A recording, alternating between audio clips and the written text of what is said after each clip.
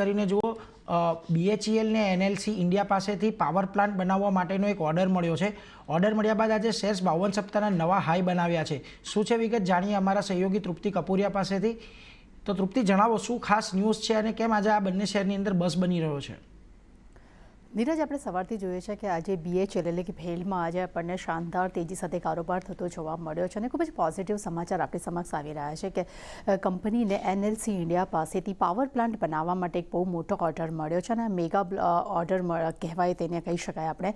અને ઓડિશાના તાલાબીરામાં આવેલા પ્લાન્ટ માટે તેમને થર્મલ પાવર પ્લાન્ટ તેઓ કંપની હવે તે બનાવવા જઈ રહી છે અને 300 મેગાવોટના એક સાથે 3 યુનિટ તેઓ બનાવશે અને લગભગ અગર કાઉન્ટિંગ કરીએ છીએ તો કુલ 2400 મેગાવોટની ક્ષમતાવાળા તેઓ આ યુનિટ કંપની ત્યાં બનાવવા જઈ રહી છે. અને એટલું જ નહીં, ઓર્ડરની અગર કુલ બુકની વાત કરીએ તો તે 19,422 કરોડની છે. અને એટલું જ નહીં, NLC ઇન્ડિયાની પણ પ્રોજેક્ટમાં લગભગ 800 મેગાવોટને ઉમેરવાની પણ તેઓ યોજના બનાવી રહ્યા છે.